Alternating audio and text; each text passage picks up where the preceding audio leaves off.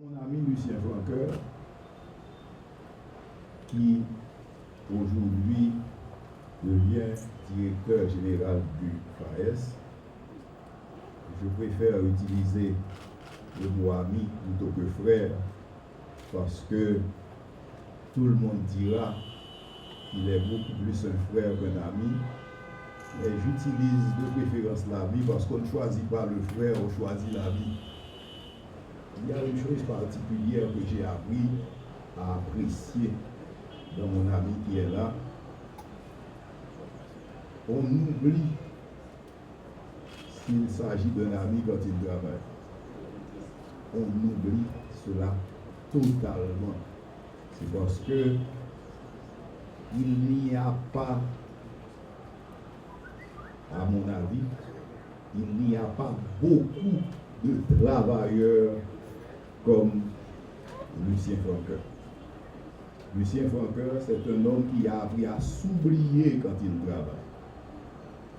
Et c'est cet homme que je connais, c'est cet homme aujourd'hui qui va diriger le fonds d'assistance économique et sociale.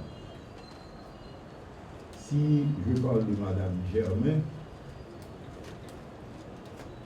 j'ai appris à apprécier les talents de Madame Germain qui est là. Et comme je dis au départ que je lui ferai grâce de raconter la profonde collaboration que j'ai eue avec son mari, la profonde amitié que j'ai avec son mari, et à travers son mari qui n'a jamais tari d'éloge à l'endroit de Madame Germain, je sais absolument faire la différence entre l'amour qui parle et la logique. Eh bien, quand son mari parle d'elle, eh bien, je vois une femme modèle, une travailleuse au pair qui devient aujourd'hui directrice générale adjointe du Fonds d'assistance économique et sociale. Un plaisir bien ineffable, mêlé d'un sens aigu de responsabilité, m'imprègne aujourd'hui lorsque le président de la République, son Excellence, M. Jocelyn Privert, le Premier ministre, son Excellence, M.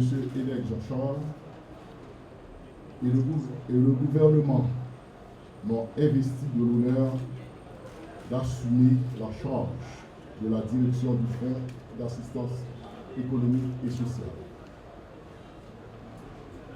Il s'agit bien là d'une manifestation éloquente de confiance venue d'hommes qui m'ont connu et qui m'ont suivi dans l'exercice des tâches déjà accomplies dans l'intérêt supérieur de la nation.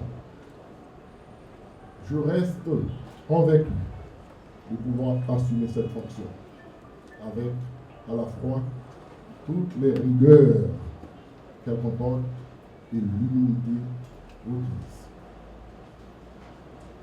À vous, Monsieur le Premier ministre, qui avez, j'en suis certain, introduit cette recommandation auprès du Président de la République, je vous en suis reconnaissant. Je suis persuadé qu'à partir de cette redynamisation, l'institution méritera de la confiance de ses partenaires. D'ores et déjà, je les invite à travailler davantage avec nous en vue d'une meilleure orientation de l'aide au développement et d'une lutte plus efficace contre la pauvreté et l'exclusion sociale.